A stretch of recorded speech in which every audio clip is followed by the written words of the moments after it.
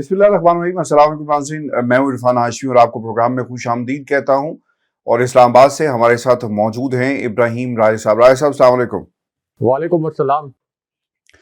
راج صاحب، 3 خبروں پر تفصیل سے آج بات کریں گے آج کی اس نشست کے اندر۔ پہلی خبر،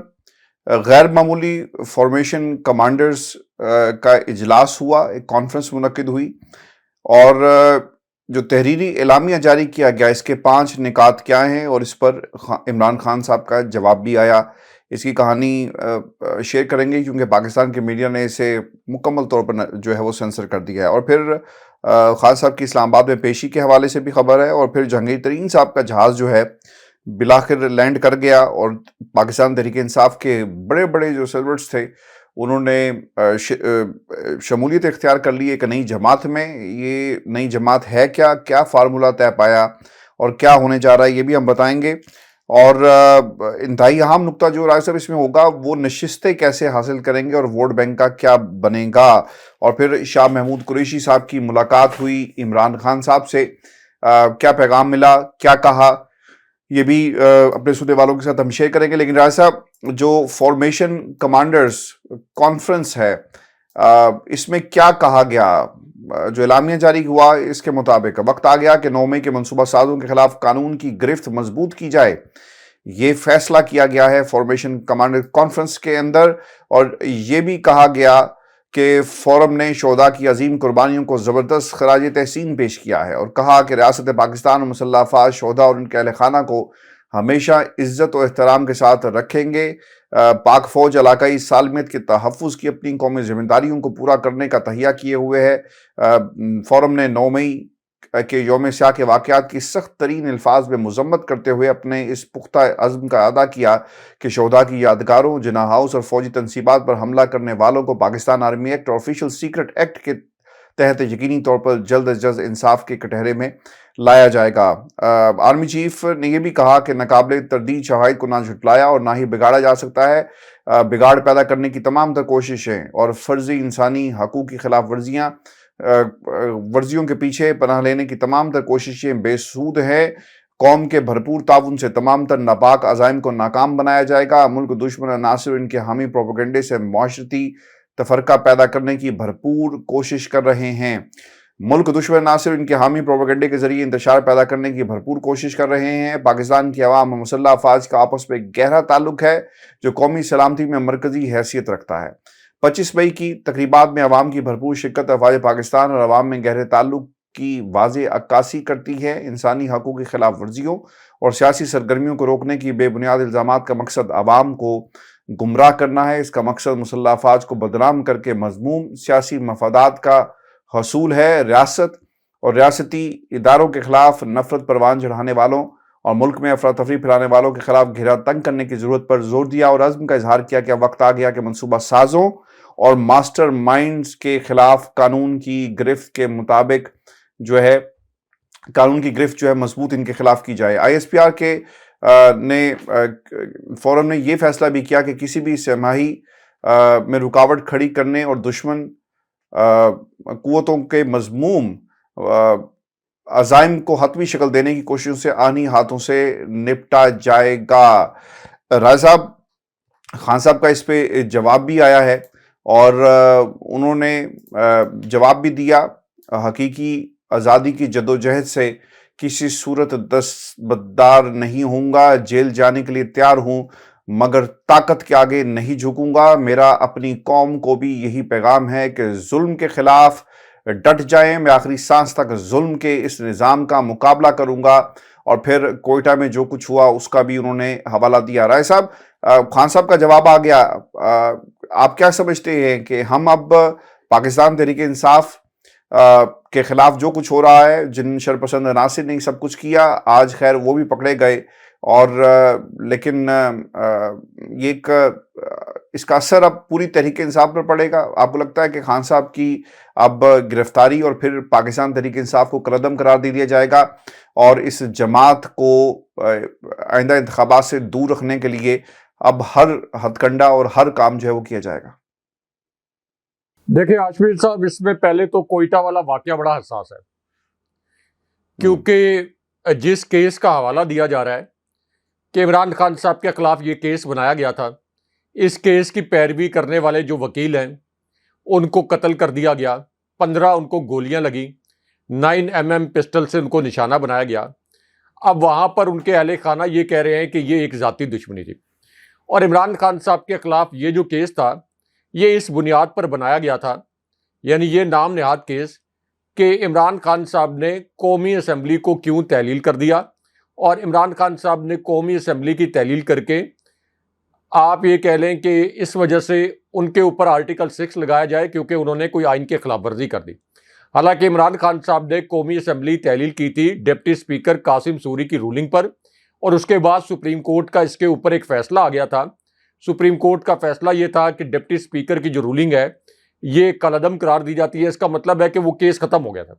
اب یہ اتنا عام سا کیس تھا عمران خان صاحب کے خلاف بلوچستان میں کہ عمران خان صاحب کے وکلاء نے اس کی کوئی خاص پیروی بھی نہیں کی. اس کے کوئی نوٹسز بھی عمران خان صاحب کو نہیں ملے, اور سب کو پتا تھا کہ اس کیس میں کسی قسم کی جان نہیں ہے. جب سپریم کورٹ کا فیصلہ بھی آ گیا تو یہ ایک نمائشی سا کیس تھا, ویسا کیس تھا جس میں عدالتیں اسی قسم کے کیس کرنے پر وکلاء پر جرمانے کر دیتی ہیں, اور کچھ مخصوص کریکٹر ہوتے ہیں جو کہ اسٹیبلشمنٹ کے کہنے پر کام کرتے ہیں. جب وہ اس طرح کے کیسز فائل کرتے ہیں, مختلف سیاسی جماعتوں کے پے رول پر بھی کام کرتے ہیں, جب اس طرح کے کیسز دائر کرتے ہیں تو ان کو سپریم کورٹ کے لیول پر اور ہائی کورٹس کے لیول پر جرمانے بھی ہوتے ہیں کہ عدالتوں کا وقت ضائع نہ کریں. اب اس کیس میں عمران خان صاحب پر یہ الزام لگایا گیا, عطا اللہ تارڑ نے اچانک پریس کانفرنس کر کے یہ الزام لگایا کہ یہ جو وکیل جہاں بحق ہوئے ہیں یہ ٹارگٹ کلنگ کی اور عمران خان صاحب نے کروائی. آپ اندازہ کر لیں اس سے ویسے یہ عمران خان صاحب کو سیاسی فائدہ پہنچا رہے ہیں, کیونکہ اس سے عمران خان صاحب کے خلاف اول تو کوئی ایسا سچا کیس نہیں ہے, لیکن اگر کل کھلا ان کو کوئی سچا کیس مل بھی گیا تو تب بھی ان کے اوپر کوئی اعتماد کرنے کے لیے تیار نہیں ہوگا. یہ عطا اللہ تارڑ جیسے لوگ جو کہ نواز شریف کے نادان دوست ہیں, یہ انہوں نے اپنا مذاق بنوا لیا جب یہ بات کی کہ عمران خان صاحب نے یہ ٹارگٹ کلنگ کروائی ایک ایسے مقدمے کی پیروی کرنے والے وکیل کی جو مقدمہ تھا ہی نہیں, جس کے کوئی نوٹس عمران خان صاحب کو موصول نہیں ہوئے تھے, اور اس کے اوپر عمران خان صاحب نے کبھی ضمانت لینا بھی مناسب نہیں سمجھی کہ اس کے اوپر جا کے وہ ضمانت لیں. یعنی اس کے اوپر ان کا کوئی کنسرن ہی نہیں تھا. ان کو پتا تھا کہ یہ کیس کسی عدالت کے اندر ٹک ہی نہیں سکتا. اس کیس کی کوئی ہیرنگ بھی, یہ جو کہہ رہے ہیں کہ ہیرنگ ہونی تھی اور عمران خان صاحب کے خلاف فیصلہ آنا تھا, یہ پہلی ہیرنگ میں ہی فارغ ہو جانا تھا. اب اس کے بعد ہاشمی صاحب یہ فارمیشن کمانڈرز کی جو کانفرنس ہے یہ پاک فوج کا آپ یہ کہہ سکتے ہیں کہ سب سے بڑا فورم ہوتا ہے. یہ کور کمانڈرز کانفرنس جو ہے وہ کی ڈیسیژن کرتی ہے. کور کمانڈرز کانفرنس میں کی ڈیسیژن لیے جاتے ہیں ملک کی سلامتی کے متعلق بھی, اور اسی طرح ملک کے اندر اگر جس قسم کی صورتحال اس وقت ہے, یعنی ایک انتشار کی صورتحال, ایک تفریق کی صورتحال, ایک تقسیم کی صورتحال ہے, تو کور کمانڈرز کانفرنس کی ڈیسیژنز لیتے ہیں. لیکن یہ جو فارمیشن کمانڈرز کی کانفرنس ہوتی ہے اس میں کور کمانڈرز بھی شریک ہوتے ہیں. یہ ایک وسیع تر فورم ہوتا ہے. آپ یہ سمجھ لیں کہ پوری پاک فوج کے تمام جو اعلیٰ افسران ہیں جو کہ کسی نہ کسی لیول پر ڈیسیژن میکنگ میں شامل ہوتے ہیں, وہ تمام افسران اس میں شریک ہوتے ہیں. یہ اس سے پہلے بھی ایسا نہیں ہے کہ یہ کوئی پہلی مرتبہ ہوئی ہے, اس سے پہلے بھی ہوتی رہی ہیں, لیکن اس وقت یہ ہوتی تھی کہ اگر انڈیا کا کوئی اگریشن ہو رہا ہے یا افغانستان کا بارڈر ہاسٹائل ہو رہا ہے, یا اس کے علاوہ ایک آپ یہ کہہ لیں کہ 2-4 مہینے کے بعد فارمیشن کمانڈرز کانفرنس آرمی کے اپنے ڈسپلن کے حوالے سے یا دیگر ملکی مسائل کے حوالے سے یا دہشت گردی کے حوالے سے بھی ہوتی رہتی تھی. اب یہاں سے جو یہ اعلامیہ جاری کیا گیا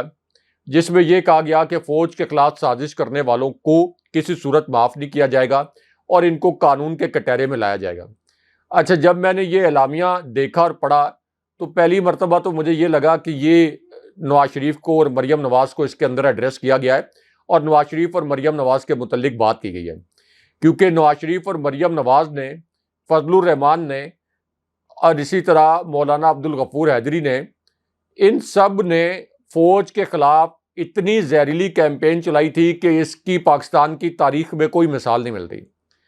جناب باجوہ جنہوں نے عمران خان صاحب کی حکومت الٹائی, ان کے دور میں بھی ڈان لیکس کو سب سے بڑی سازش قرار دیا گیا, اور اس سے پہلے سابق army chief general Raheel Sharif نے ڈان لیکس جو فوج کے خلاف بدترین سازش تھی وہ کس کے دور میں ہوئی؟ نون لیگ کے دور میں ہوئی. اور جنرل آصف غفور جب ڈی جی ISPR تھے تو جناب باجوہ اس وقت آرمی چیف تھے جب انہوں نے وہ مشہور زمانہ ٹویٹ کیا تھا, نوٹیفیکیشن از ریجیکٹڈ. اس وقت جناب باجوہ آرمی چیف تھے اور ڈان لیکس کی ایک ادھوری انکوائری کے اوپر یہ ٹویٹ کرنا پڑا تھا D G I S P R کو، جو تینوں مسلح افواج کے ترجمان ہوتے ہیں، کہ یہ ڈان لیکس کی انکوائری بدنیتی پر مبنی ہے اور یہ ٹھیک نہیں کی اس حکومت نے، اور پرویز رشید اور طارق فاطمی کے خلاف کارروائی کرنی چاہیے۔ پھر میمو گیٹ کا جو سکینڈل آیا تھا، یہ پاکستان کی تاریخ میں پہلی مرتبہ ہوا، ہاشمی صاحب، پاکستان کی تاریخ میں پہلی مرتبہ ہوا کہ آرمی چیف کو اور D G I S I کو، یعنی جنرل کیانی کو اور اس وقت کے D G I S I کو سپریم کورٹ میں جا کر ایفیڈیوٹ دینے پڑے، حلف نامے دینے پڑے، بیان حلفی دینے پڑے، اور میمو گیٹ کو پاکستان کے خلاف ایک سازش قرار دیا گیا، افواج پاکستان کے خلاف ایک سازش قرار دیا گیا۔ پیپلز پارٹی کے دور میں یہ میمو گیٹ آیا تھا، اور یہ آصف علی زرداری کی اور حسین حقانی جو کہ اس وقت امریکہ میں پاکستان کے سفیر تھے، ان کی ملی بھگت سے یہ کہا گیا کہ پاکستانی فوج کے خلاف یہ اپنی نوعیت کا سب سے ایک گھناؤنا سکینڈل تھا اور ان کے خلاف گھناؤنی سازش کی گئی۔ اس کے بعد آپ دیکھیں کہ جب پی ڈی ایم اپوزیشن میں تھی تو تمام قوم پرست عناصر کو ملا کر، جن کو اس سے پہلے کی فوجی قیادتیں یہ کہتی رہیں کہ یہ ملک دشمن، ریاست دشمن اور فوج مخالف قوتیں ہیں، ان کو ساتھ ملا کر انہوں نے کوئٹہ میں جلسہ کیا، اور وہاں جا کے اچکزئی نے کہا کہ افغانستان اور ایران کی سرحد پر جو باڑ لگے ہیں ہم یہ اکھاڑ پھینکیں گے۔ اس کے 10 دن کے بعد جناب باجوہ کو وہاں جانا پڑا، اور جناب باجوہ نے اس وقت یہ کہا تھا اچکزئی کو انڈائریکٹلی ایڈریس کرتے ہوئے، مخاطب کرتے ہوئے، کہ یہ تو پاک فوج کی شہادتوں سے یہ باڑ لگے ہیں، یہ باڑ لگانے میں بڑی شہادتیں ہوئی ہیں، تو کسی کو جرأت نہیں ہونی چاہیے کہ وہ اس قسم کی بات کرے۔ مینگل نے یہ کہا تھا، مینگل صاحب نے یہ کہا تھا کہ ہم فوج کی جیلوں اور فوج کے قلعوں کو اڑا کے رکھ دیں گے، یعنی انہوں نے آن پرپز ایسے عناصر جو ہمیشہ فوج کے خلاف بات کرتے ہیں، جن کے متعلق فوج یہ کہتی تھی کہ یہ ہمارے خلاف بات کرتے ہیں، ریاست کے خلاف بات کرتے ہیں، ان کو ایک پلیٹ فارم پر اکٹھا کر کے پوری فوج کو بلیک میل کیا۔ مریم نواز نے ٹویٹ کیا آزاد کشمیر میں جب یہ الیکشن آ رہے، نون لیگ الیکشن آ رہی عمران خان صاحب کے مقابلے میں، تو یہ ٹویٹ کیا کہ وہاں پاک فوج کے خلاف سازش ہو گئی۔ میں نے خود انڈین میڈیا کے اوپر، چونکہ صحافی ہوں، انڈین میڈیا بھی اب مانیٹر کرتے ہیں، 6-7 سکرینز آپ کے سامنے لگی ہوتی ہیں۔ میرا جو آفس ہے، جس چینل کا میں بیورو چیف ہوں، تو 6-7 پاکستانی سکرینز، یعنی پاکستانی چینلز کی سکرین، 6-7 جو انٹرنیشنل سکرینز ہیں، انٹرنیشنل نیوز چینل، وہ سکرینز میرے سامنے لگی ہوتی ہیں، میرے ٹیبل کے سامنے۔ مجھے وہ سب کچھ مانیٹر بھی کرنا پڑتا ہے۔ تو میں نے خود دیکھا کہ مریم نواز کے جو پاک فوج کے خلاف ٹویٹ تھے، اس کو انڈین میڈیا نے اپنی ہیڈ لائن میں شامل کیا، اور نواز شریف نے یہ الفاظ بولے تھے کہ میں کارگل کے جنگ، جس کے اندر پاکستان کو 2 نشان حیدر ملے، پاک فوج نے اتنی بے جگری کے ساتھ اور اتنی بہادری کے ساتھ اس وقت انڈین فوج کا مقابلہ کیا کہ ہاشمی صاحب 2 نشان حیدر ملے، ان میں سے ایک نشان حیدر جو ہے وہ انڈین فوج کی ریکمنڈیشن پہ ملا، انڈین فوج کی ریکمنڈیشن پہ ملا ایک نشان حیدر۔ تو آپ اندازہ کر لیں کہ وہ جنگ جس میں ہماری فوج نے لازوال قربانیاں دی، اس کے متعلق نواز شریف نے یہ الفاظ جلسوں میں بولے کہ کارگل کے تمام میں راز کھول دوں گا۔ تو فوج کے خلاف اگر کسی نے منظم سازش کی ہے تو وہ تو پوری پی ڈی ایم ہے، نون لیگ ہے، آصف زرداری ہیں، جنہوں نے یہ بھی کہا تھا کہ ان جرنیلوں کی میں اینٹ سے اینٹ بجا دوں گا، کچا چٹھا کھول دوں گا ان کا، اور اس کے بعد پھر وہ یہاں سے فرار ہو گئے تھے۔ فضل الرحمان نے کہا تھا کہ میرے پتھروں کا رخ اب جی ایچ کیو کی طرف ہوگا، اور مولانا عبدالغفور حیدری نے کہا تھا ان کے متعلق پارلیمنٹ کے فلور پہ کھڑے ہو کے، سینٹ کے فلور پہ کھڑے ہو کے، کہ ہم جی ایچ کیو کو سبق سکھا دیں گے۔ تو ہاشمی صاحب اس وقت یہ پوری پی ٹی آئی اور اسی طرح جو ایسے پاکستان کے اندر حلقے ہیں، ظاہر ہے کہ ہر پاکستانی اپنی فوج سے محبت کرتا ہے، کوئی پاکستانی اپنی فوج کے خلاف کھڑا نہیں ہونا چاہتا، نہ اپنی فوج سے اس قسم کے سوالات کرنا چاہتا ہے جس قسم کے سوالات آج کل کیے جا رہے ہیں۔ تو اس وقت پوری پاکستانی قوم ان بیانات کی مذمت کر رہی تھی کہ یہ جی ایچ کیو کے اوپر دھرنے دینے کے حوالے سے، اور اسی طرح عبدالغفور حیدری کے بیانات کے حوالے سے یا پی ڈی ایم کے بیانات کے حوالے سے۔ اور نواز شریف جب فوج کے خلاف سازش کر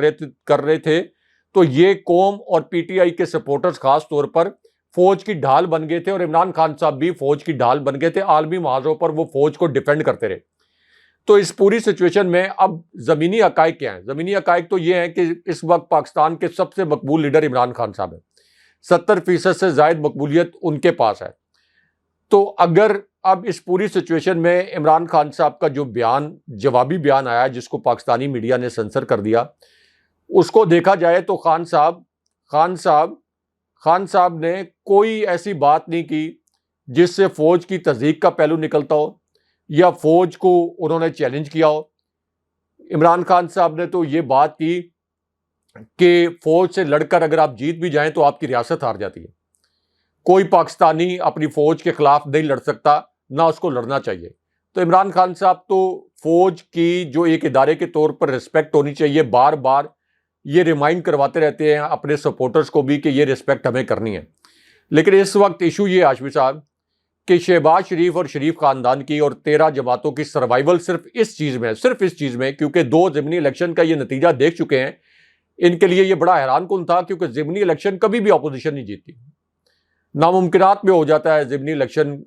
اپوزیشن کے لیے جیتنا، کیونکہ اپوزیشن کے پاس تو کچھ نہیں ہوتا نا لوگوں کو دینے کے لیے۔ لوگوں کے جو گاؤں ہیں وہاں پہ بجلی کے کھمبے لگوانے کے لیے، وہاں پہ پانی کے کنویں کھدوانے کے لیے، ان کو کوئی وسائل فراہم کرنے کے لیے، وہاں پہ سڑکیں بنوانے کے لیے اپوزیشن کے پاس تو کچھ نہیں ہوتا۔ تو حکومت آپ یہ کہہ لیں کہ ریاستی وسائل استعمال کر کے ضمنی الیکشن ہمیشہ جیت جاتی ہے، لیکن عمران خان صاحب نے ایسے حالات میں 2 ضمنی الیکشن جیتے جب جناب باجوہ کی اسٹیبلشمنٹ عمران خان صاحب کے خلاف کام کر رہی تھی، الیکشن کمیشن بھی ان کے خلاف کام کر رہا تھا، حمزہ شہباز اور شہباز شریف کی حکومتیں بھی ان کے خلاف کام کر رہی تھی۔ تو اس کا مطلب کیا ہے؟ اس کا مطلب یہ ہے کہ عمران خان صاحب کے ساتھ لوگ ابھی بھی کھڑے ہیں، اور اب 13 جماعتوں کی جو کلیکٹیو سروائیول ہے وہ صرف اس بات میں ہے کہ کسی طریقے سے ہر صورت میں ہر قیمت پر عمران خان صاحب کو اور فوجی قیادت کو آمنے سامنے مکمل طور پر ہیڈ آن کیا جائے، مکمل طور پر آمنے سامنے ان کے آنے کا تاثر بنایا جائے، یہ جو ایک آگ لگی ہوئی ہے اس کو بھڑکایا جائے اور اپنے سیاسی مقاصد حاصل کیے جائیں۔ اب مسلسل عمران خان صاحب مسلسل فوج کے متعلق ایک پاکستانی کے طور پر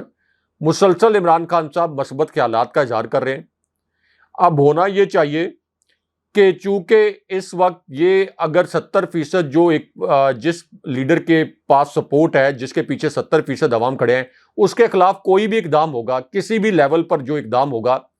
اس سے کیا ہوگا؟ عوام میں کس قسم کے جذبات ابھریں گے؟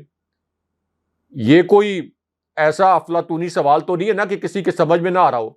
کہ عمران خان صاحب کے خلاف اگر کوئی اقدام ہوگا تو وہ 70% لوگ جو عمران خان صاحب کے پیچھے کھڑے ہیں ان کے دل میں کس قسم کے جذبات ابھریں گے۔ تو اسی طرح یہ غلط فہمیاں اور یہ نفرتیں، یہ انتشار، اس کے جو یہ چھوٹے چھوٹے بیج ہیں، یہ تناور درخت بن جاتے ہیں۔ اس کا صرف ایک حل ہے اور وہ حل ہے گرینڈ ڈائلاگ۔ اس کے اندر تمام سٹیک ہولڈر بیٹھے، ہماری فوج بیک گراؤنڈ میں رہ کر کام کرے، اس کے اندر تمام سٹیک ہولڈر بیٹھے اور اکتوبر کے الیکشن کے اوپر ایک فارمولہ بنا لیا جائے کہ یہ الیکشن آئین کے تحت بروقت ہوگا، جب یہ پارلیمنٹ اپنی آئینی مدت کرے گی تو اس سے آگے پوری کرے گی آئینی مدت، تو اس سے آگے یہ کسی صورت الیکشن نہیں جائے گا، اور پھر یہ ایک میکانزم بنا لیا جائے کہ یہ فری اینڈ فیئر الیکشن ہوگا اور اس کے اندر کسی قسم کی انٹرونشن نہیں ہوگی، انلیگل انٹرونشن۔ اس لیے گرینڈ ڈائلاگ کی ضرورت ہے، ورنہ ہاشمی صاحب جتنا اس وقت اس معاشرے کے اندر انتشار ہے، جتنے لوگ اس وقت ایک دوسرے سے نفرت کرنا شروع ہو گئے ہیں، اس قسم کا معاشرہ تو پاکستان میں کبھی نہیں رہا، اور اس کا فائدہ کون اٹھا رہا ہے؟ وہ 13 رکنی 13 جماعتوں کا ٹولہ جن کے متعلق سابق فوجی قیادتیں خود یہ کہتی رہیں، آئی ایس آئی کی سابق قیادتیں یہ کہتی رہیں کہ ان کی کرپشن کی فائلیں ہمارے پاس موجود ہیں، اگر ہم ان کے اوپر چیک نہ رکھتے تو یہ ملک کی جڑوں کو کھوکھلا کر کے کھا جاتے۔ 30 سال انہوں نے ڈیلیور بھی نہیں کیا، اور 30 سال کے بعد اب دوبارہ سے یہ جناب باجوہ کے بوٹ پالش کر کے اقتدار میں تو آ گئے، لیکن اب اس کے بعد اب یہ پاکستان کی جو جڑیں ہیں ان کو اس طرح سے کھوکھلا کر رہے ہیں کہ سب سے پاپولر لیڈر کو جو پاک فوج ہے اس کو آمنے سامنے لانے کے لیے ایک تاثر بنانے کی کوشش کر رہے ہیں۔ تو اس لیے ضروری یہ ہے کہ گرینڈ ڈائلاگ ہو، اور بہت ہی یہ آپ کہہ لیں کہ ہنگامی بنیادوں پر یہ مذاکرات کا عمل شروع کرنا چاہیے، ورنہ یہ انتشار جو ہے، اگر عمران خان صاحب کے خلاف مزید کارروائی ہوگی یہ انتشار مزید پھیلے گا، عمران خان صاحب کے خلاف مزید ایکشن ہوگا، لوگوں کے دلوں میں ان کے جو جذبات ہیں وہ مزید بھڑکیں گے، ہو سکتا ہے کہ لوگ بڑے پیمانے پر احتجاج شروع کر دیں۔ اگر اس احتجاج کو کسی لیول کے اوپر کرش کر بھی دیا گیا تو لوگوں کے دلوں میں جو ایک غلط فہمیاں رنجشیں پیدا ہوں گی ان رنجشوں کو تو نہیں نکالا جا سکتا. دلوں کو کھرچ کے آپ وہ رنجشیں تو باہر نہیں نکال سکتے. تو اس لیے تمام سٹیک ہولڈرز کو، پی ٹی آئی کو بھی، عمران خان صاحب کو بھی، ہمارے اسٹیبلشمنٹ کو بھی، اور اسی طرح یہ پی ڈی ایم کی جو جماعتیں ہیں ان کو بھی اس ملک کا نظام جو سیاسی نظام ہے اس ملک کی بقا کے لیے اور لوگوں کو دوبارہ سے جوڑنے کے لیے ایک گرینڈ ڈائلاگ شروع کرنا چاہیے. راجہ صاحب بالکل آپ ٹھیک کہہ رہے ہیں کہ گرینڈ ڈائلاگ کی ضرورت ہے. اچھا یہ تین جو نکات ہیں جو خان صاحب نے کہے، میں آخری سانس تک ظلم کے اس نظام کا مقابلہ کروں گا. آج کوئٹہ میں مجھ پر جو مقدمہ کیا گیا یہ ایک مذاق ہے. میں جمعرات کو اسلام آباد جا رہا ہوں، آج وہ آ رہے ہیں اور گرفتاری کے لیے تیار ہوں. میری پارٹی کو سمجھنا چاہیے کہ ہم نے انصاف کی تحریک کیوں شروع کی تھی. مجھ پر بنائے گئے غداری کے اس کیس کی پیروی کرنے والے وکیل کا قتل ہوا تو اسے خاندان والے کہہ رہے تھے کہ خاندانی دشمنی تھی، جبکہ 4 گھنٹے میں وزیر داخلہ نے پریس کانفرنس کر کے کہہ دیا کہ اس میں عمران خان ملوث ہے. مقتول وکیل کے بیٹے کو آئی جی نے اٹھایا اور اس کے بعد پریس ریلیز سامنے آئی جس پر مجھ پر الزام لگایا اور پھر مجھ پر 302 کا مقدمہ کر دیا گیا. برطانیہ کی مثال خان صاحب نے دی ہے. بورس جانسن نے پارٹی کیوں چھوڑی، اپنے عہدے سے استعفیٰ کیوں دینا پڑا، اور اس کے بعد ان کے ایک اور وزیر اعظم کا جھوٹ پکڑا، کیا تو اس کو بھی استعفیٰ دینا پڑا. آج ہم جدھر کھڑے ہیں ہمیں اندازہ ہی نہیں کہ کدھر جا رہے ہیں. کوئی بھی قوم جب امر بالمعروف سے ہٹتی ہے تو تباہی شروع ہوتی ہے. مدینے کی ریاست کی بنیاد قانون کی حکمرانی اور اخلاقیات پر رکھی گئی. پاکستان وہ واحد ملک ہے جو اسلام کے نام پر بنا. قائد اعظم محمد علی جناح نے قرارداد مقاصد کے اندر کہا تھا کہ ہم اسلامی فلاحی ریاست ہوں گے اور یہ ریاست مدینہ کی طرز پر چلے گی. آج ہمارے 10,000 سے زائد لوگ گرفتار ہیں اور ان کو برے طریقے سے جیل میں رکھا گیا. دنیا کا کوئی ملک اپنے لوگوں سے ایسا سلوک نہیں کرتا جو تحریک انصاف کے کارکنوں سے کیا جا رہا ہے. ہمارے لوگ ایک کیس سے نکلتے ہیں تو دوسرے میں گرفتار کر لیا جاتا ہے. عدالتوں کے ساتھ جو کچھ ہو رہا ہے کچھ سمجھ نہیں آ رہی، کوئی فیصلہ نہیں مانا جا رہا ہے. اس وقت پنجاب اور خیبر پختونخوا میں غیر قانونی طور پر لوگ حکومتوں میں بیٹھے ہیں. ہمیں تو آئی ایس آئی بتا رہی ہے کہ ہمارے سیاسی مخالفان نے کتنی کرپشن کی. آج جو کچھ میرے ساتھ ہو رہا ہے یہ پاکستان کے ہر عام آدمی کے ساتھ ہوتا ہے کیونکہ پولیس کو ان کے خلاف استعمال کیا جاتا ہے. رائے صاحب ضلع شاہ کا کیس بھی اس میں شامل ہے اور پروفیشنل جو چھوڑ کر جا رہے ہیں سلک پہ، اس کی بھی بات خان صاحب نے کی ہے. رائے صاحب آپ نے لاہور میں جو جہانگیر ترین صاحب کا اکٹھ ہوا وہ بھی آپ نے دیکھا ہوگا. میں صرف مجھے چونکہ وہ تصویریں دیکھ کر نا آج ایسا محسوس ہو رہا تھا کہ یار یہ ہماری سیاست ہے اور یہی پاکستان کی عوام جو ہے شاید ان کے نصیب میں یہ بات لکھی جس کی طرف خان صاحب نے اشارہ بھی کیا. راج صاحب زیادہ دنوں کی بات نہیں ہے، فواد چودھری وہاں پہ ہنستے مسکراتے نظر آئے. ان کی شولڈر پر جہانگیر ترین نے آ کر ہاتھ رکھا. ایک تصویر میڈیا پر وائرل ہو رہی ہے جس میں وہ یہ کہتے ہیں، اس سے پہلے انہوں نے کیا کہا تھا کہ ٹویٹ کرتے ہوئے نا کہ میں فی الحال سیاست سے وقفہ لے رہا ہوں. آپ کو یاد ہوگا کیا الفاظ تھے ان کے سیاست سے، لیکن وہ وقفہ زیادہ دیر کا نہیں تھا، کچھ دنوں کے بعد ہی وہ نظر آ گئے. پھر علی زیدی صاحب نے بھی یہ کہا تھا کہ ماتھے پہ گولی کھا سکتا ہوں، عمران خان کو نہیں چھوڑ سکتا. پھر علی زیدی نے یہ فیصلہ کیا کہ سیاست چھوڑ دوں گا، پاکستان کے لیے سیاست میں آیا تھا، ایک دم سے وہ بھی سیاست میں آ گئے. عامر محمود کیانی نے کہا تھا کہ جو صورتحال ہے جہاں پر سیاست آ گئی ہے میں اب اس سیاست میں شامل نہیں رہ سکتا. محمود مولوی صاحب نے کہا تھا کہ میں استعفیٰ دے رہا ہوں، یہ نہیں کہ میں کسی جماعت میں جا رہا ہوں. کسی نے پیشکش کی ہے کیونکہ میں رکن قومی اسمبلی ہوں اور اس علاقے میں میرا ٹکٹ کنفرم تھا. خان صاحب اور پوری ٹکٹ کی حمایت حاصل تھی، علاقے میں لوگ عزت کرتے تھے، اس لیے سامنے والا کوئی پیشکش نہیں کر سکتا. وہ بھی آج شامل ہو گئے. مراد راس رائے صاحب وہ کہتے ہیں کہ ابھی کسی پارٹی یا گروپ میں شامل ہونے کا کوئی فیصلہ نہیں ہے. میں مراد راس کا نام سر اس لیے لے رہا ہوں کیونکہ 9 مئی کے واقعات جو انہوں نے ایک آرگینوگرام بنایا تھا کہ کتنی کالز کہاں پہ کی گئی. راجہ مراد راس کو بھی کالز اس آرگینوگرام کے مطابق موجود ہیں، لیکن وہ تو آج بڑی شان و شوکت کے ساتھ ہمیں بیٹھے ہوئے نظر آئے. راج صاحب پاکستان کی سیاست کی شاید یہی تلخ حقیقت ہے، آج اقتدار میں جو نہیں ہے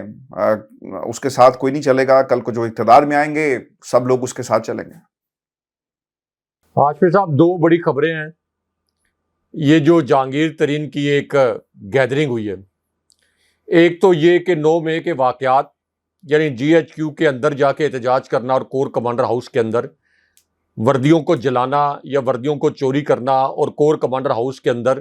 آگ لگانا یا ہنگامہ آرائی کرنا، اس کی عمران خان صاحب مذمت کر چکے ہیں، کھل کر مذمت کر چکے ہیں. پی ٹی آئی کا ہر رہنما اس کی مذمت کر چکا ہے. اب اس کے باوجود یعنی عمران خان صاحب تو مذمت کر چکے ہیں، لیکن ظاہر ہے کہ مراد راست پر، فواد چودھری پر اور جو دیگر پی ٹی آئی کے رہنما ہیں ان کے اوپر الزام یہی تھا کہ یہ توڑ پھوڑ میں ملوث ہیں، یہ ہنگامہ آرائی میں ملوث تھے۔ اب ہنگامہ آرائی میں ملوث تھے تو اس کے بعد ان کو معافی کیسے ملی ہے؟ اگر یہ ہنگامہ آرائی ایک پلاننگ کے تحت کی گئی تھی، جو کہ پی ٹی آئی کا کلیم ہے کہ اس کے اندر کوئی پلاننگ نہیں تھی، اگر پلاننگ کے تحت کی گئی تھی تو پھر فواد چودھری کو، اسی طرح مراد راست کو، اور یہ ان کو کیسے، ان کو رہائی کیسے ملی، اور اب ان کے اوپر مقدمات کیوں نہیں چل رہے، اب ان کا ٹرائل کیوں نہیں ہو رہا، ان کو ایک نئی جماعت میں جانے کی اجازت کیسے مل رہی ہے؟ تو یہ سب کچھ اس پورے معاملے کو مشکوک بنا دیتا ہے۔ یعنی کوئی یہ نہیں کہہ رہا، کوئی اس بات کو انڈورس نہیں کر رہا کہ کور کمانڈر ہاؤس کے اندر جو توڑ پھوڑ کی گئی یہ جائز ہے۔ یہ سرکاری املاک ہوں یا پرائیویٹ املاک ہوں، بینکوں کو جلائیں آپ، دکانوں کو جلائیں، یہ سارے ایکولی جو ہیں وہ قابل مذمت افعال ہیں۔ یہ نہیں ہے کہ صرف کور کمانڈر ہاؤس کے اندر لوگ کیسے گھسے، کوئی دکان بھی جلا دیں تو یہ بھی یہ جسٹیفائیڈ نہیں ہوتا۔ تو ہاشمی صاحب، اس میں پھر یہ سوالات کھڑے ہونے شروع ہوتے ہیں کہ جو لوگ پی ٹی آئی کو چھوڑ رہے ہیں، کیا ان کے اوپر اداروں کو غصہ نہیں ہے کہ انہوں نے بھی شہداء کی توہین کی؟ کیا ان کے اوپر یہ غصہ نہیں ہے کہ انہوں نے فوجی تنصیبات کی بے رغبتی کی؟ وہ بھی تو، ان کو بھی تو مجرم قرار دیا گیا تھا، تو ان کو کیسے معافی مل رہی ہے؟ اب اس کے اندر حل کیا ہے؟ حل یہ ہے کہ بالکل ان لوگوں کو سزا دے جو کہ فوجی تنصیبات پر حملے کر رہے تھے، جنہوں نے شہداء کے مجسموں کو اکھاڑا، اس کے اوپر بہت سے لوگوں کی دل آزاری ہوئی ہے، ان لوگوں کو بھی سزا دیں جو شہداء کے مجسمے اکھاڑ رہے تھے۔ لیکن جو لوگ اس میں ملوث نہیں تھے، یعنی جو احتجاج کر رہے تھے، پرامن احتجاج کر رہے تھے، ایک تو ان کو رہا کیا جائے۔ نمبر 2 یہ ہاشمی صاحب کہ یہ جو اب گیدرنگ ہوئی ہے جس کے اندر فواد چودھری اور یہ تمام لوگ شامل ہیں، اس سے پہلے ایک انڈیپینڈنٹ انکوائری ہو 9 مئی کے واقعات کی۔ اگر عمران خان صاحب یہ کہتے ہیں کہ عمران خان صاحب کے ڈائریکٹرز پر ہوا، اگر عمران خان صاحب کے ڈائریکٹرز پر ہوا تو عمران خان صاحب کہتے ہیں سپریم کورٹ کے جج صاحبان پر مشتمل ایک کمیشن بنا دیں تاکہ اس انکوائری کو قبولیت حاصل ہو۔ اگر پی ڈی ایم یہ ڈکلیئر کرے گی کہ یہ تمام کام عمران خان صاحب نے کیا بغیر کسی انکوائری کے، تو اس انکوائری کو تو عوامی قبولیت نہیں حاصل ہوگی، اس کو تو عوامی تصدیق کی سند نہیں ملے گی کسی بھی صورت۔ تو ایک تو سب سے پہلے یہ انکوائری ہونی چاہیے، یہ ایک طرفہ فیصلہ نہیں سنانا چاہیے کہ یہ کوئی عمران خان صاحب کے ڈائریکٹرز پر ہوا۔ دوسرا، جو جہانگیر ترین نے یہ جو نام نہاد رہنما اکٹھے کیے، ہاشمی صاحب ووٹ بینک ہے عمران خان صاحب کا، یہ ووٹ بینک جس کے ساتھ جڑے گا، جس ٹکٹ ہولڈر کے ساتھ جڑے گا، وہ ٹکٹ ہولڈر کامیاب ہو جائے۔ اچھا، اگر ابھی یہ جو انہوں نے 200 کے قریب، یعنی اب تو 234 کے قریب انہوں نے عمران خان صاحب کے صوبائی اسمبلیوں کے، جو سابق صوبائی اسمبلیوں کے ارکان ہیں، موجودہ قومی اسمبلی اور صوبائی اسمبلیوں کے ارکان ہیں، یہ کوئی 234 کے قریب انہوں نے پی ٹی آئی کے لیڈر توڑ لیے۔ اگر یہ اس سے یہ ثابت ہوتا ہے کہ جہانگیر ترین کا جو گروپ ہے وہ ووٹ لے سکتا ہے، عمران خان صاحب غیر مقبول ہو گئے ہیں، عمران خان صاحب کے اوپر یہ الزام ہے کہ انہوں نے کور کمانڈر ہاؤس پر حملہ پلان کیا تھا، اس کی وجہ سے عمران خان صاحب سے لوگ ناراض ہو گئے ہیں، اگر یہ بات ہے تو پھر گھوڑا بھی حاضر ہے اور میدان بھی حاضر ہے، الیکشن کرا دیں، پنجاب الیکشن ہی کرا دیں، اکتوبر میں چلیں، نیشنل اسمبلی کا تو آپ اکتوبر میں کرائیں جب پارلیمنٹ اپنی مدت پوری کرے گی، تو پنجاب اسمبلی کا اور کے پی اسمبلی کا الیکشن کرا دیں۔ اس سے بہتر موقع کیا ہوگا کہ آپ یہ کہہ رہے ہیں کہ ریاست کے خلاف، یہ شہباز شریف یہ کہہ رہے ہیں کہ ریاست کے خلاف اقدامات کیے عمران خان صاحب نے، تو عام لوگوں نے عمران خان صاحب کو ریجیکٹ کر دیا، تو آپ کے پاس تو بڑا سنہری موقع ہے، آپ کے پاس بڑا سنہری موقع ہے، کیونکہ ادارے بھی اس وقت عمران خان صاحب سے نالاں ہیں، تو آپ الیکشن کرا دیں۔ لیکن ابھی بھی آپ الیکشن میں اس لیے نہیں جا رہے کہ آپ کو یہ پتا ہے کہ اگر آپ نے 60% تک بھی دھاندلی کر لی تو تب بھی عمران خان صاحب کو نہیں ہرایا جا سکے گا۔ لوگوں کو جیسے ہی وہ پولنگ سٹیشنز تک پہنچیں گے، کتنے لوگوں کو آپ ووٹ ڈالنے سے روکیں گے؟ تو ابھی بھی عمران خان صاحب کو نہیں ہرایا جا سکتا۔ تو اس لیے اب یہ جو ایک گیدرنگ کی گئی، فواد چودھری، علی زیدی اور اسی طرح عامر کیانی، ان کو شامل کیا گیا، یہ عمران خان صاحب کے ٹکٹ کے بغیر الیکشن لڑ کے دیکھیں۔ اچھا، اس کے اندر ایک اور بڑی مزے کی بات ہے، جو اسٹیبلشمنٹ کے فارمولے ہوتے ہیں، اس سے پہلے بھی، چونکہ میں اسٹیبلشمنٹ کی بیٹ کور کرتا ہوں، فوج سے جڑی خبریں اکٹھی کرتا ہوں، پرائم منسٹر ہاؤس سے جڑی خبریں اکٹھی کرتا ہوں بطور صحافی، تو اسٹیبلشمنٹ جب اس قسم کی کوئی جماعت بناتی ہے تو وہ جو جماعت میں شامل ہونے والے جو لیڈرز ہیں، وہ اسٹیبلشمنٹ سے کچھ یقین دہانیاں مانگتے ہیں، یقین دہانیاں مانگتے ہیں کہ کتنی نشستیں ہمیں ملیں گی، ان نشستوں میں سے کتنی ایسی ہوں گی کہ جن کے اوپر ہمیں وزارتیں ملیں گی. اپنی وائبلٹی دیکھتے ہیں, پھر یہ بھی دیکھتے ہیں کہ کہاں کہاں پہ ہماری سیٹ ایڈجسٹمنٹ ہمیں کروائی جائے گی. مثال کے طور پر اگلا الیکشن جس طرح سے نون لیگ کے حق میں رگ ہوگا تو اس میں یہ بھی اب طے ہوگا کہ کس طریقے سے سیٹ ایڈجسٹمنٹ ہوگی جہانگیر ترین گروپ کی. لیکن ہاشمی صاحب اس وقت جو حالات نظر آ رہے ہیں وہ حالات یہ ہے کہ اسٹیبلشمنٹ پروبیبلی ان کو کوئی کمٹمنٹ تو دے دے گی کہ ٹھیک ہے آپ کو اتنی نشستیں دے دیں گے, لیکن کیا یہ نون لیگ کو سوٹ کرتا ہے کہ جہانگیر ترین کا گروپ ہو, بیچ میں علیم خان شامل ہوں, بیچ میں فواد چودھری شامل ہوں, علی زیدی شامل ہوں, اور یہ کوئی سائزیبل یہ نشستیں حاصل کر لیں قومی اسمبلی کے الیکشن میں؟ یہ تو نون لیگ کو سوٹ نہیں کرتا کسی بھی صورت. تو اس لیے اگر ان کے ساتھ کوئی کمٹمنٹ کی جا رہی ہے کسی بھی حلقے کی جانب سے تو یہ کمٹمنٹ فالس ثابت ہوگی. یہ صرف ان کو ایک طرح سے ایک پلیٹ فارم مہیا کرنے کے لیے, پی ٹی آئی کے دیگر رہنماؤں کو انکریج کرنے کے لیے کہ آپ عمران خان صاحب کا ساتھ چھوڑیں, یہ پلیٹ فارم میسر ہے, اس پلیٹ فارم سے الیکشن لڑیں, آپ کو وزارتیں بھی ملیں گی اور آپ کو حکومت میں بھی حصہ ملے گا. لیکن یہ نشان عبرت بن جائیں گے, ان کو عوام نشان عبرت بنا دیں گے, بالکل اسی طرح جیسے اس سے پہلے 2 ضمنی الیکشنز میں جہانگیر ترین کا پورا گروپ جو الیکٹیبلز کا گروپ تھا وہ نشان عبرت بن گیا تھا. اور اس وقت عمران خان صاحب کے اوپر اتنا ظلم نہیں ہوا تھا, پی ٹی آئی کے اوپر اتنا جبر نہیں ہوا تھا, لیکن اس کے باوجود اگر اس وقت جہانگیر ترین کا گروپ عبرت کا نشان بن گیا تو اب تو لوگوں میں غصہ بہت ہے. شہباز شریف کے خلاف, جہانگیر ترین کے خلاف یہ جو پورا گروپ ہے, آج آپ صرف ایک اس کی میں اگزامپل دے دوں کہ آج جو تصویر چلی ہے فواد چودھری کی اور اسی طرح علی زیدی کی, یہ جہانگیر ترین کے گھر سے, ہاشمی صاحب یہ ٹویٹر پر چلی ہے, 99% لوگوں نے اس کو کنڈیم کیا ہے, اس کے اوپر میمز بنے ہیں, ان کا مذاق اڑایا گیا ہے. اس سے ثابت ہوتا ہے کہ یہ تمام لوگ جو اکٹھے ہو گئے ہیں ان کو 1% بھی عوام کی پذیرائی یا عوام کی مقبولیت یا عوام کی حمایت حاصل نہیں ہے, 1% بھی. تو یہ تو یہیں سے ثابت ہو گیا. تو اس لیے فری اینڈ فیئر اگر الیکشن ہوا تو پھر تو یہ کسی ان میں سے بہت سے لوگ ہیں جن کی ضمانتیں ضبط ہو جائیں گی. اور فری اینڈ فیئر الیکشن نہ ہوا, اور فری اینڈ فیئر الیکشن نہ ہونے کا مطلب یہ ہے کہ عمران خان صاحب کی پارٹی کو کالعدم قرار دے دیا جائے, یا عمران خان صاحب جس کو بھی ٹکٹ دیں اس کو اٹھا کے لے جائیں. عمران خان صاحب کو کے پاس پارٹی کے لیے یعنی امیدوار جو ہیں وہ میدان میں لانے کے لیے امیدوار ہی نہ ہو, یا عمران خان صاحب کو نائل کروا دیا جائے. تو الٹیمیٹ ان کے پاس حل یہ ہوگا کہ عمران خان صاحب کو نائل کروائیں, سپٹمبر کے قریب جا کے نائل کروائیں, چیف جسٹس بھی ریٹائر ہو جائیں. ویسے اگر ابھی بھی نائل کروا دیں تو چیف جسٹس صاحب نے کون سا کوئی بڑا فیصلہ دینا, وہ تو ویسے ہی آج بھی آپ دیکھ لیں انہوں نے کہا کہ 14 مئی کے حوالے سے جو ہم نے الیکشن کا فیصلہ دیا تھا وہ اس فیصلے پر عمل درآمد کا وقت گزر گیا, یعنی مکمل طور پر وہ سرنڈر کر چکے ہیں, حکومت نے ان کو فارغ کر دیا, مکمل طور پر وہ چھٹی ہو گئی ہے ان کی. وہ تو اب اپنی 3 مہینے کی نوکری پوری کر رہے ہیں, اور تاریخ میں ان کا نام جس طریقے سے لکھا جائے گا اور جس طریقے سے پڑھا جائے گا یہ ان کو لگ پتا جائے گا کہ ان کو تاریخ کس طرح سے یاد کرے گی کہ پاکستان اپنے تاریخ کے بدترین دور سے جب گزر رہا تھا تو اس وقت چیف جسٹس جن کے پاس آئینی اختیارات تھے انہوں نے کس قسم کا منفی کردار ادا کیا. تو تاریخ جب ججز کو جج کرتی ہے تو تاریخ بڑی بے رحم ہوتی ہے. تو بہرحال یہ جہانگیر ترین کے گروپ کا عمران خان صاحب کے چہرے کی میں ایکسپریشن دیکھ رہا تھا. آج جو عمران خان صاحب نے تقریر کی یوٹیوب کے اوپر جسے 1 کروڑ سے زائد لوگوں نے دیکھا ہے, ہاشمی صاحب 1 کروڑ سے زائد لوگوں نے صرف یوٹیوب پر, باقی ٹک ٹاک میں فالو نہیں کرتا, باقی جو سوشل میڈیا ایپس ہیں ان کو میں اتنا فالو نہیں کرتا, تو 1 کروڑ لوگوں نے صرف یوٹیوب کے اوپر دیکھا ہے عمران خان صاحب کو, اور ان کی باڈی لینگویج اتنی پازیٹیو اور اتنی کانفیڈنٹ تھی کہ انہوں نے کہا کہ اگر کوئی یہ سمجھتا ہے کہ میں جا کے معافی مانگ لوں گا اور یہ آزادی کی جنگ سے پیچھے ہٹ جاؤں گا تو یہ کبھی بھی نہیں ہوگا. میں قوم کو بھی کہتا ہوں کہ آپ حقیقی آزادی کے لیے کھڑے رہیں, اور میں گرفتاری دینے کے لیے بھی تیار ہوں, مجھے اس سے کوئی خوف نہیں ہے. تو اس کا مطلب یہ ہے کہ عمران خان صاحب کو باہر بھجوانے کے سارے آپشنز جو ہیں جو عمران خان صاحب کے سامنے رکھے گئے تھے, عمران خان صاحب نے وہ آپشنز بھی مسترد کر دیے ہیں. عمران خان صاحب نے اسی سسٹم کے اندر رہ کر ایک پرم جد و جہد کرنے کا فیصلہ کر لیا ہے, اور ایک پرم جد و جہد ہی تحریک انصاف کو کرنی چاہیے,